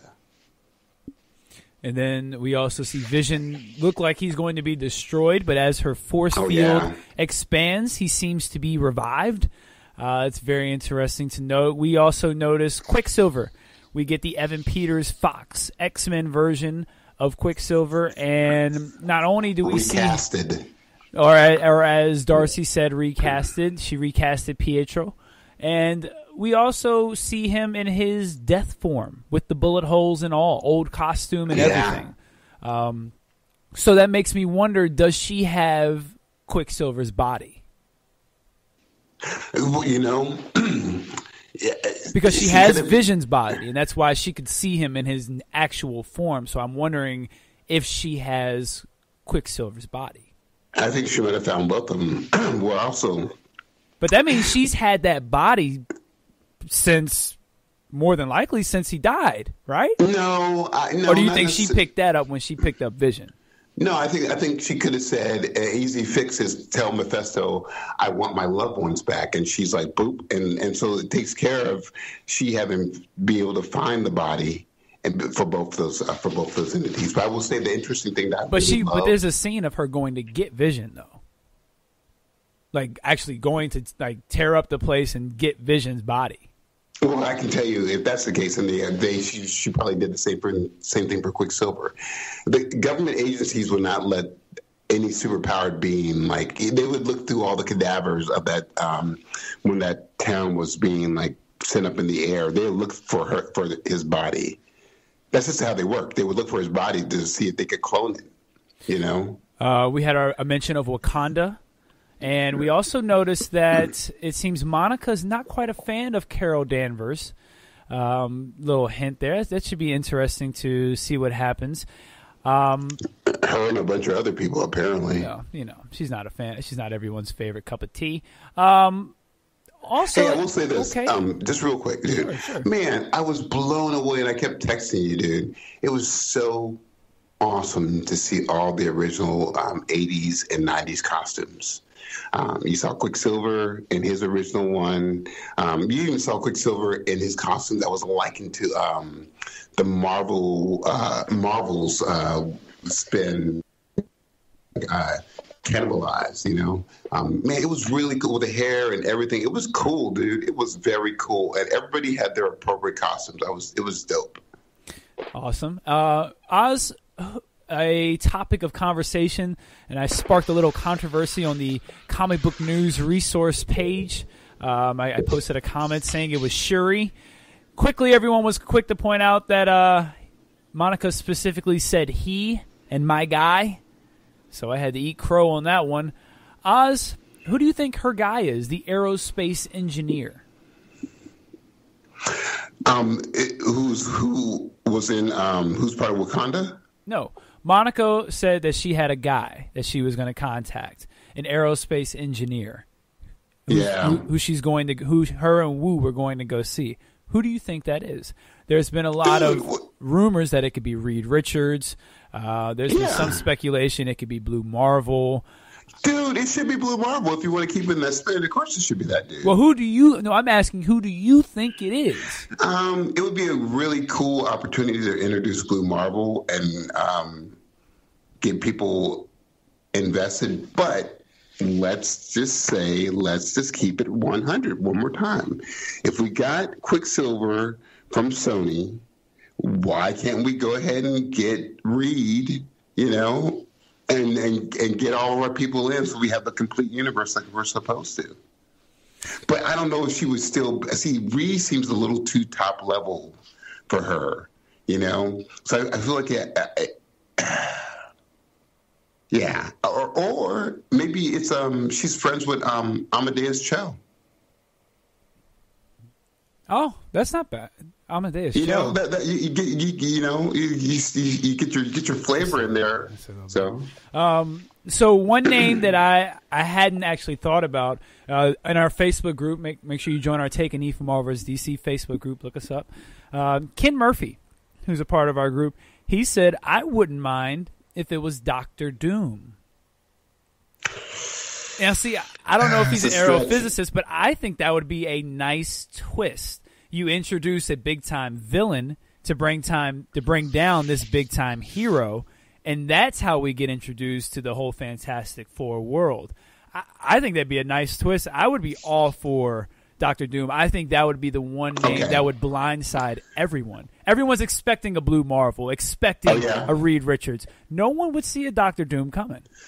Let me here. Just because for the interest of my little brain, I just had my beers, and so the beers had helped me to think a little better. What if she's a member of SWORD, right? Yes. So what we know from SWORD is that SWORD is their shield who protects the Earth. SWORD is the avenger, is the avenging angel that protects the outside realm of Earth. From members of SWORD, we know that there was one particular lovely woman who sparked the love interest of a particular mutant who's a genius named Beast. So I think Monica's guy is Beast, Hank McCoy. Because Hank is a member of SWORD, by the way. Okay. All right, so let's move on to the Denzel Washington. Just something to throw out there. Okay, let's move on to the Denzel Washington, and this will be the last part of our show. Oz, go ahead and give a little spotlight on Denzel before we run down his movie catalog. Before we get to Denzel, one more thing. I want to see Wu in his own series, dude, with the Agents of Atlas and Wu. I think he can handle it. Anyway, Denzel. Denzel Washington has been around for a very long time. 40 years. I will tell you, I'm gonna give you. Let me get my beer because this is gonna be a little quick but good one though. Good, because we got to get through his whole movie catalog, and you know that boy got some movies. Well, let's do it. But just a little quick break, man. This guy was first made his introduction to the universe to us from St. Elsewhere, where he played a doctor. Yes, a black doctor. He's always been very methodical. You can say yes or no about some of his statements and his views. You know, I don't always agree with everything, but the things I do agree with him on, I hardcore agree with him on. But yeah, he made his debut as a doctor in St. Elsewhere. Before that, he had one small little bit in this really crazy, stupid student film, and he's a trained Broadway theater actor. Said he wanted to venture out. Said, "Yo, Spike, let me holler at you." Spike put him in Mo Better Blues. You saw this dude, and you're like, "Whoa, this dude is crazy, man." You can see him in The Devil. Oh wait, I wasn't. Well, he was The in Glory Devils- before he was in Mo Devil Blues. Well, I'm talking about Spike Lee stuff because the stuff that really gets to is that he really gets into his characters, man. Yeah, of course he was in Glory with Matthew Broderick and Morgan Freeman, but dude, this dude was El Haj Malik El Shabazz, dude, otherwise known as Malcolm Little, otherwise known as Malcolm X. And during that time when he was training to be Malcolm X, he became a devout Muslim. To this day, he still is. And he was not eating pork. He was living a life, dude. There's like really cool hidden scenes of that. And he's just awesome. Every role he does is a character unto itself, like The Equalizer. Love them and all that stuff, you know. The Book of Eli, dude. Why did you put him in as an action hero? You know? Are you done? No. Okay, well, keep going. Go ahead, keep going, go. No, if you're not done, keep going. This is your time. Well, I mean, get it all out. Been with his wife forever and a day, dude. Had a son. His son was like, Dad, I love this acting game. His father was like, yeah, but they're going to get on you, dude, because of my legacy. Why don't you go make your own legacy? He's like, okay, well, I'm going to become a football star and then get into acting game. Dude, this dude, I get shivers and nervous because I watched Tenet and I was like, Let's stick to Denzel. Robert Pattinson, I can see you as Batman, your boy, more of that. But I just think that's a legacy of who Denzel is. Denzel, Will Smith, if you want to talk about Hancock, Will Smith was in 6 Degrees of Separation. He's like, there's a scene where I have to kiss another man. Denzel's like, you do what you got to do. But, man, Denzel has been a guiding force to letting my dog out again. He's like, what? It's lightning. He's been a guiding force to all of these major actors, you know. He's just been a light to everybody. And I think he's just had a really long legacy. And he's still going strong with stuff, too. People were all mad because handsome Denzel was in Training Day, you know, Training Day. And then, he's just really super refreshing to see in movies, dude. All right, let's run through his movie catalog. Let's start from the very bottom. TV movie, 1977, Wilma. Yep. He played a young Robert Eldridge. TV movie, 1979, Flesh and Blood, Kirk. 1979, Coriolanus. I don't know what that is. Coriolanus. Carbon Copy, 1981. Yeah. 1984, License to Kill, Martin Sawyer. 1984, A Soldier's Story, Private First Class Peterson. Yeah, and that was actually a Broadway play. Oh, where's St. Elsewhere, dude? It's coming. Okay. Hey, A Soldier's Story was actually a Broadway play that was critically acclaimed, and they turned that into a movie, by the way. Okay. Power, 1986. He portrays Arnold Billings. TV movie, 1986. The George McKenna Story. He plays the title character, George McKenna. 1987. Cry Freedom. Steve Biko. Any of these movies, are these movies familiar to you, Oz? Because these are way before my time. No, they're awesome. Like, dude, seriously, he's played every historical person. For Queen and Country. So Biko, if people don't know, he was a human rights activist in South Africa who was killed. As Mandela was in prison, Biko was killed. Most people are the only reason people are really familiar with him in the States because of our silliness is through Peter Gabriel's song Biko. You know. Once a flame begin to catch, the wind will blow it higher. For Queen and Country, 1988, he portrays Reuben James. And then Saint Elsewhere, a TV series that runs 137. Well, he's in 137 episodes. It runs from 1982 to 1988. He plays Dr. Philip Chandler. Yeah, that's what I'm saying. I was like, that's weird because I was introduced to him when I was like probably 14 years old. But like, yeah, a black doctor with a mustache, awesome. The Mighty Quinn, 1989. He plays Xavier Quinn. Love that movie. It's so good. Then 1989, Private Trip, Glory, where he really, I guess, the mainstream kind of takes notice of what the juggernaut he would become. Well, it's where if you're ever getting whipped, make sure just one tear falls out of your eye and don't scream. Powerful. Heart I would be condition. screaming my goddamn ass off. What's dude. your name, boy? I'd be like, God damn, That's what dude, the blind. it's LeVar Burton, man. That's what the blind reading please. rainbow guy said. Dude, man, he said, "What's your name? Your name is Tobit. My name is." I was like, I forgot. Tell me again. My name is Jordy. It's Jordy LaForge. It's Jordy. 1990, Heart condition. He played Napoleon Stone. Yes, the ghost of the he plays the heart, basically. There you go. 1990, Mo Better Blues. Bleak Gilliam has touched on this movie. I'd like to thank y'all for coming out tonight when y'all could have been at home watching Arsenio Hall. That's one of his lines. I love it. I love it. 1991, Mississippi Masalana. Demetrius Love Williams. that movie. That's a very cool interracial movie between a Indian girl and a black man, and it's just a struggle between the cultures in Mississippi. So it's a classic Romeo and Juliet. Oh, it's a very beautiful classic Romeo and Juliet, and she's just stunning.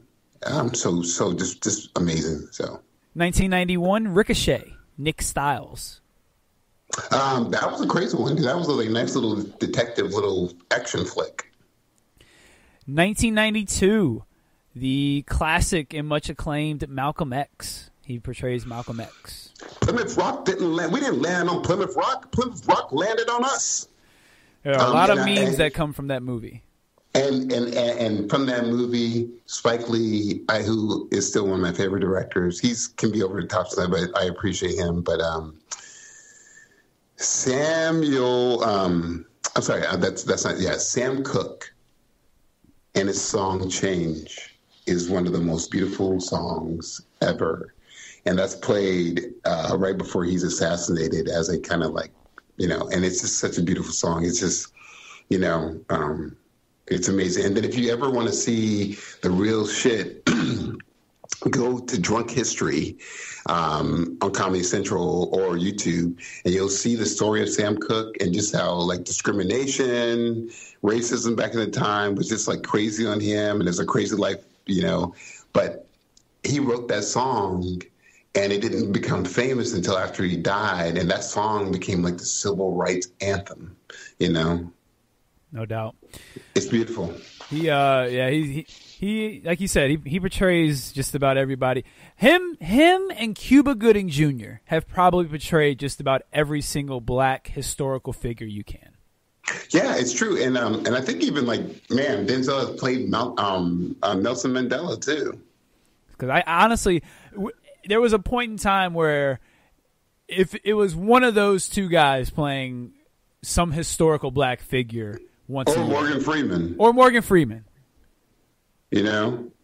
That's about you can be like, you didn't even get to the great debaters. we will get there. Will Smith had his Ali, but it's not like they were consistently doing. These guys were consistently doing it for a little bit. Let me tell you something. If you see Denzel, Morgan Freeman, Will Smith, or Jamie Foxx in the movie, you're like, who you playing? Yeah. What historical character are you playing? Much Ado About Nothing, 1993, Don Pedro. Yeah, it's good. A little Shakespeare, a little Kenneth Branagh Shakespearean thing. The Pelican Brief, 1993, Gray Grantham. Julia Roberts. Yes. Him getting into his little game, are we gonna kiss on? Are we gonna kiss on screen? Oh shit! You make $1 million, and I'm just a hot black man. We'll just get close to it. Well, no, this is genuinely where he's really starting to reach superstar status. He's starting to transcend his color at this point. Well, he's becoming that leading man. Like during that time. Also, be noted that he's around that era. He's also like the world's sexiest man, that kind of thing. You know, like on the cover of Ebony and Jet all the time. You know. Right. Yeah, he's definitely cementing himself. 1993, and then this role is another one that stands the test of time and really, you know, solidifies his acting chops. Philadelphia. He portrays Joe Miller. I was bruised and battered. I couldn't tell what I felt. I was unrecognizable to myself. I saw my reflection in the window. I couldn't tell my own face. Bruce Springsteen, lead song from Philadelphia. Yeah. So you got a powerhouse. So you got Tom Hanks with his boyfriend, Antonio Banderas, with his lawyer, Denzel, with Bruce Springsteen doing the lead song. So yeah, that's a lot of star power right there. Yeah, with Joel Schumacher, I think, as the director. It was a thing, dude. It was a thing. 1995, Crimson Tide. He plays Hunter. Yeah, which is great. Yeah. Virtuosity, 1995 as well. Lieutenant Parker Barnes. He was like, hey, man, what's up with this future sci-fi thing? Let's get into it.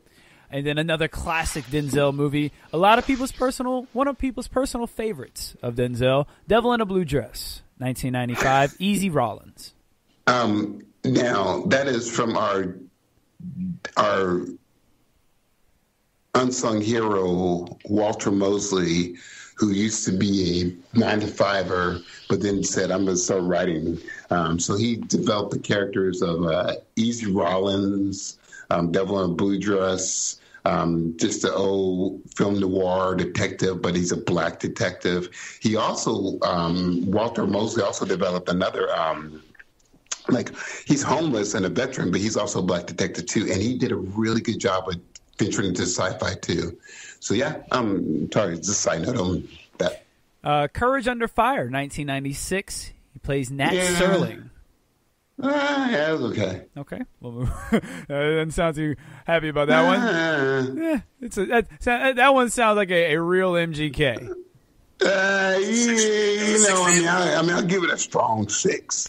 But I wouldn't. If you had out of all that, I wouldn't go rush to Redbox that thing. Okay, well, I think we'll take a step up with this next movie, 1996, The Preacher's Wife. He portrays Dudley. Oh, hey, he is fastly cemented himself in the black community as like the black lead man, like that. Around that time, he's also being quoted as saying. He doesn't do a lot of interviews, and he chooses his words. He's a Brad Pitt, chooses his words very methodically. And he was saying, if you read the newspapers, what's his quote? The way the news works nowadays is that if you watch the news, if you don't watch the news, you're misinformed. If you watch the news, you're underinformed. So it was pretty good. 1998, Fallen. He plays John Hobbs. And 1998, He Got Game. Jake Shuttlesworth. Let's take a second on both those movies. Well, sir. we really don't have time because you're taking about 5 minutes for each movie. Well, these two deserve it. Fallen was a great movie, dude.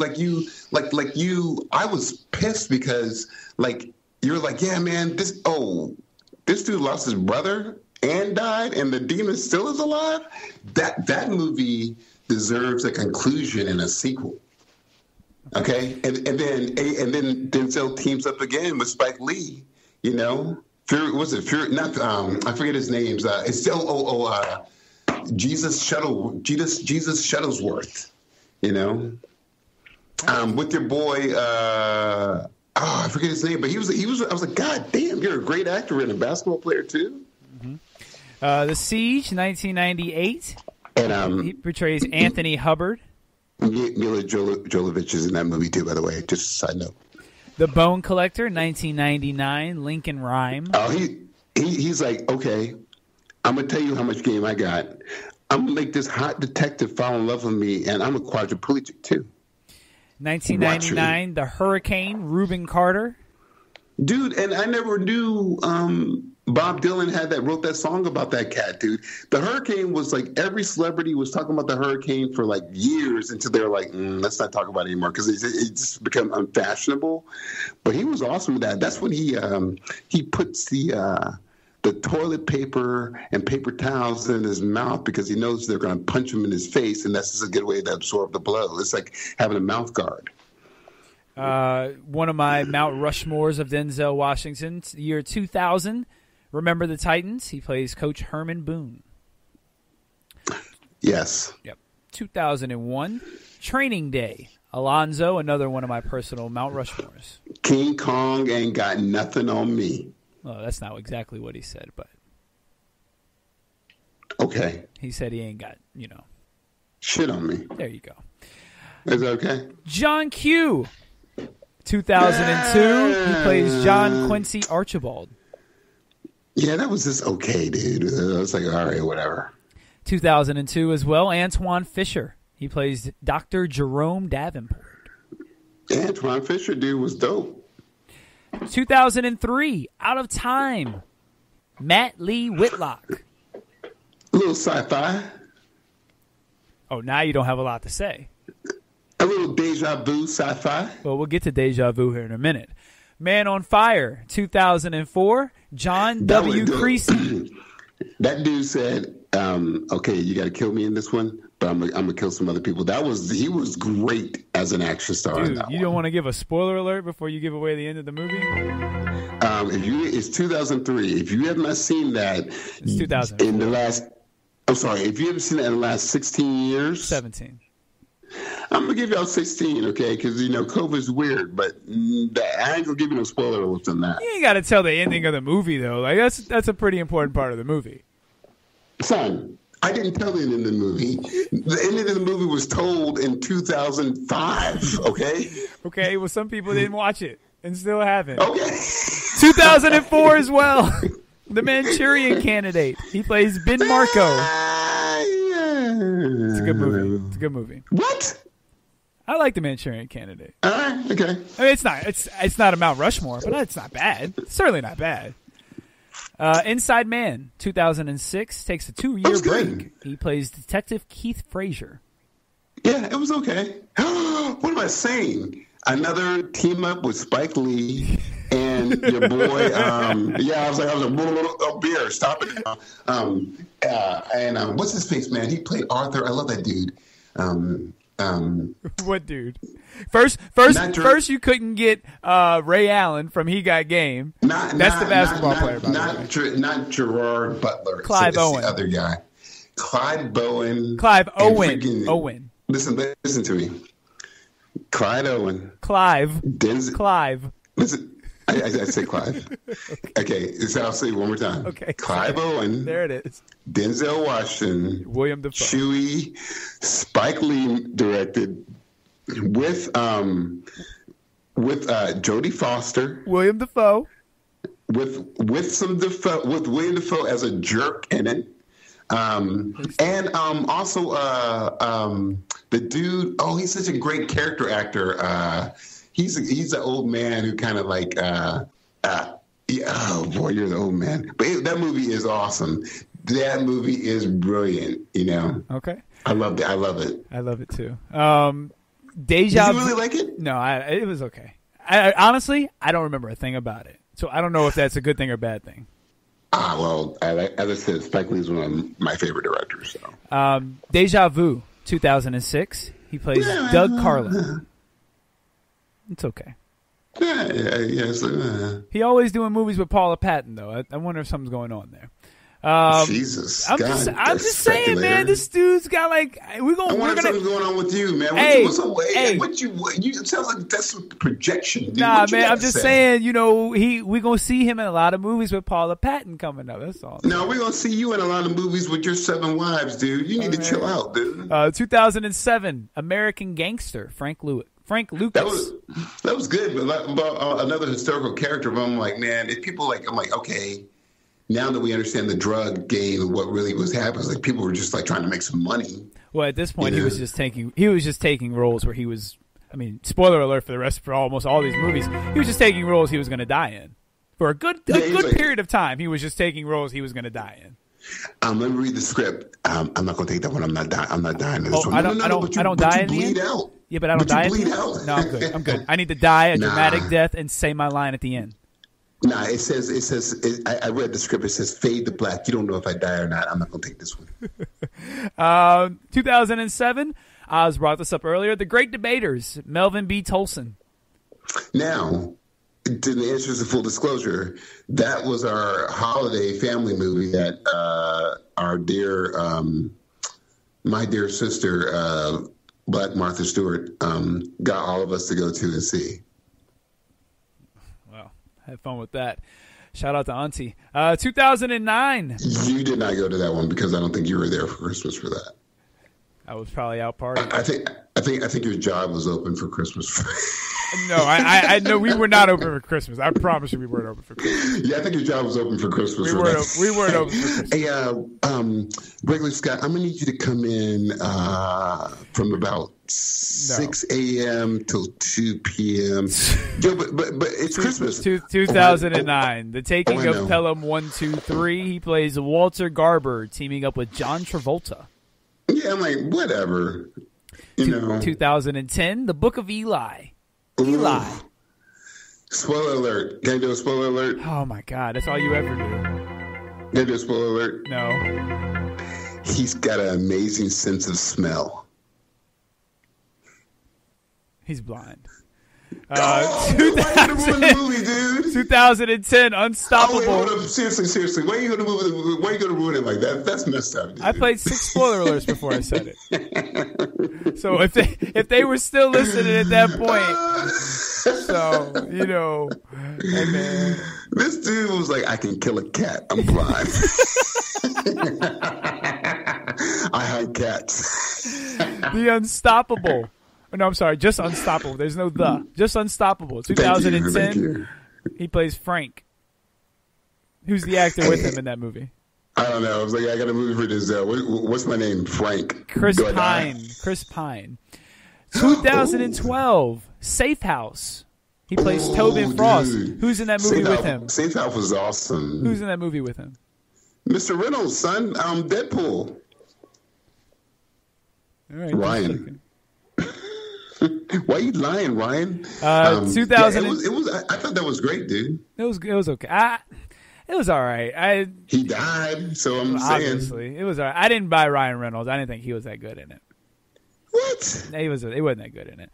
I think it's because at that point I was just discovering Ryan Reynolds, and I'm pretty sure like the last Ryan Reynolds movie I saw was him as like a waiter at a restaurant. No. See, you just still lying to be cool. Dude, just say the last Ryan Reynolds movie you saw was Blade 3. Well, no, that wasn't the last one, but it's one of them. And if that was the last one, that definitely would have made me think, oh, yeah, he's definitely not cut out for this. Your only Ryan Reynolds reference is Blade 3 and Green Lantern. No, what's the movie where he's like a waiter?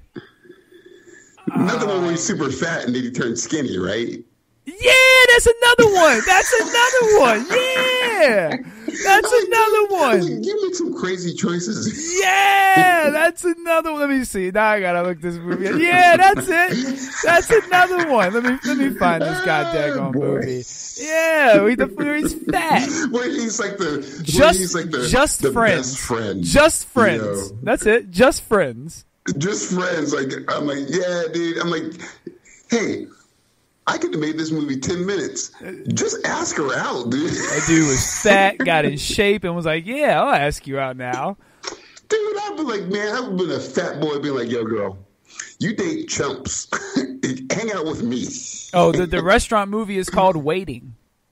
Well, obviously, right? Right, yeah. Should have known that. Should have known. Just Friends and Waiting. We could have made those titles up while we were just... Which is my 20s in any relationship I ever wanted to be in. I was always just friends or literally just waiting. And currently. 2012, Flight. He plays Whitaker. And we see another Paula Patton appearance.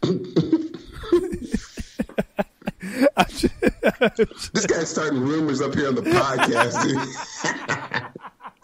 Denzel is gonna put a cease and desist on this episode. Man. You need to stop your stuff, dude.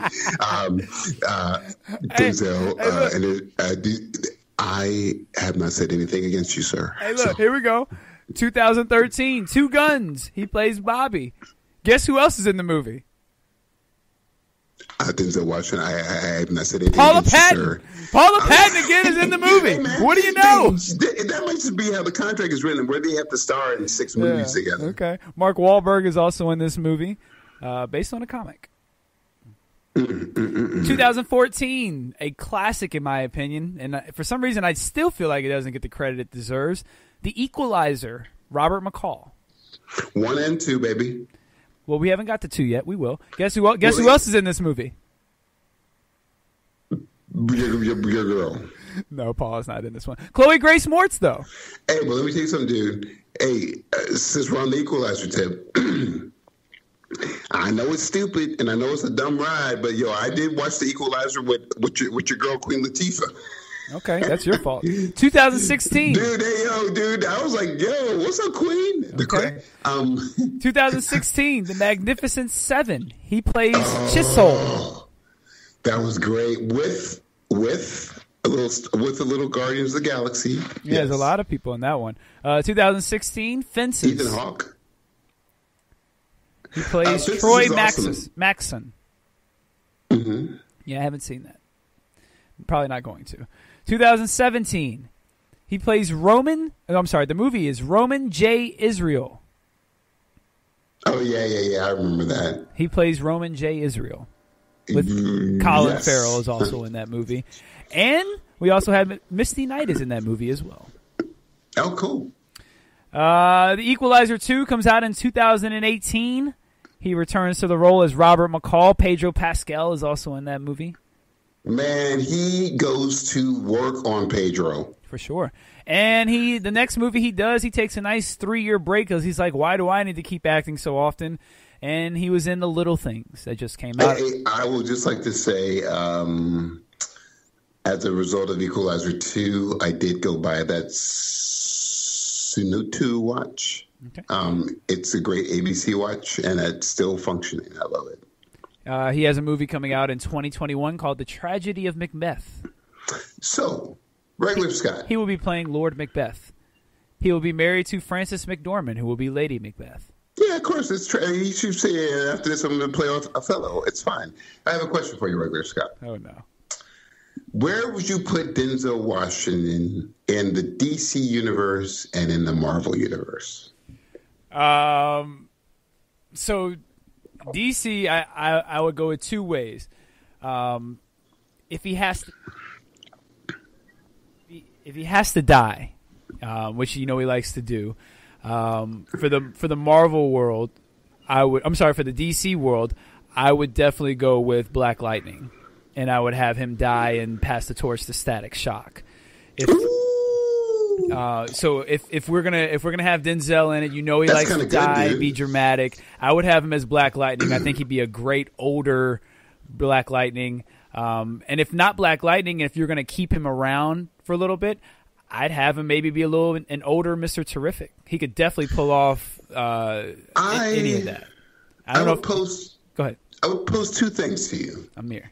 Because you're very smart as usual. Sometimes. I love the idea as for him being his age Mr. Terrific, but the story arc for DC is that he has been the underground force of helping them keep things on track with the whole planet not blowing up and stuff during certain crises. That's what I like to see. Or we give him his own little thing with Mr. Terrific and the Terrifics. Actually, I have one I like better instead of the Terrifics, because I do like the passing of the torch with him. He should be John Irons. Dude, I'm sorry. I'm not trying to be nitpicky with you because I know we're both kind of cold right now. Look, dude, I think he should be an older Superman from Alt Universe. He could be that, but I would go with John Irons, and you could pass that on to Natasha Irons, and that could take you off into a Titan spinoff or her own spinoff. But yeah, Denzel has a lot of options with DC. Marvel, Man, the easy pick is Blue Marvel, especially since we just talked about him. Like that's the easy pick. It's something a little off the wall. I don't know how they would be able to do it. It would have to be like a what if or maybe an old school telling, but he could be a good T'Chaka. Oh, see, that would be cool. I was thinking that I would like to see him in a very strange, the first Captain America. As what? Oh, as the first Captain America. As the first Captain America, as he's older, but somehow he survived. No. Here's the thing. We see him. He didn't get in any sort of ice encapsulation like Steve Rogers did. He survived the first experiment. They used him, perfected the thing. He still survived, and we see him during the 60s during all this craziness. I'm not mad at that. He's older. We can get some civil justice in there, and this is a one-time caper where he still is above average human, but he has to do some underground stuff to save like the planet or something. That's what we should see. I'm not mad at that. Yeah, that's a good question. I like your T'Chaka is a good one, dude. That's dope. Well, it's something. It's that way you can kind of keep the Black Panther thing going, and he's a little bit older, so you can still show him being a little bit older, but not quite at the age we saw him in Civil War. You can still show him doing his thing. There's plenty of battles in Wakanda he could be having. Well, there's that classic storyline with John, with the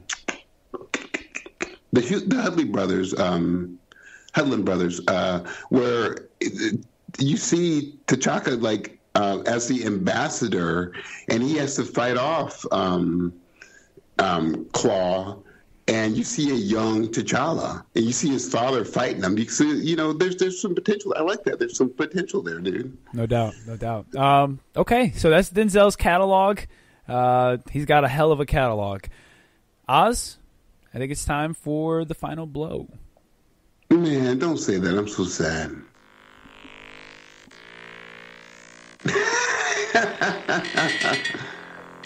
That's a good one. Colors.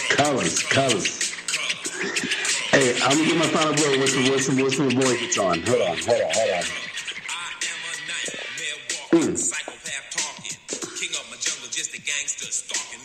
He's not just a detective, y'all. The colors of cheese. Yeah, he don't just sell crummy auto insurance either, y'all. All right, what you got for the final blow? I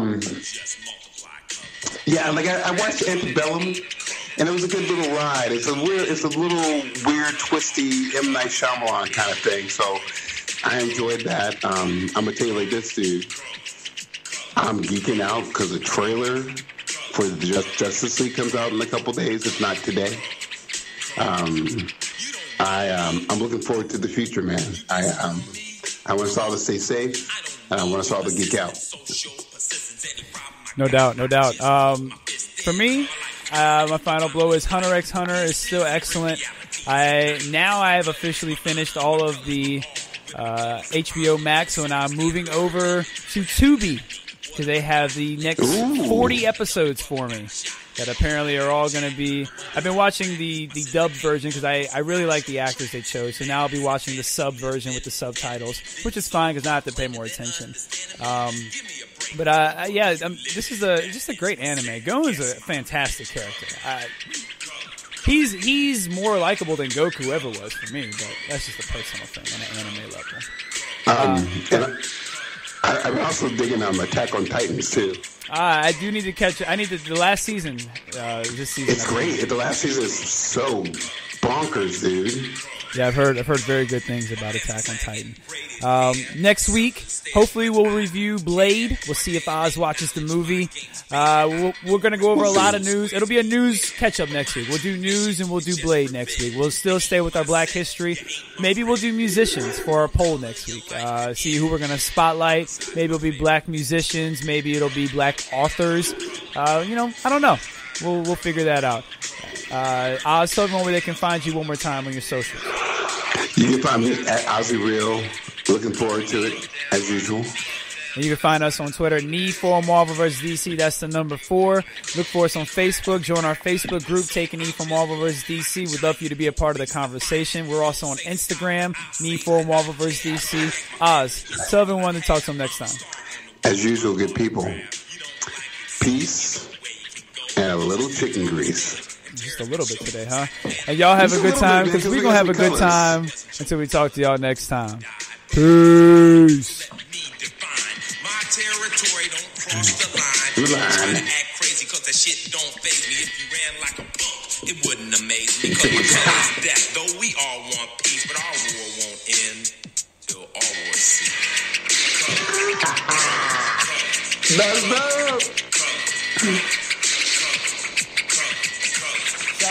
Shout out to Tutuola. Colors.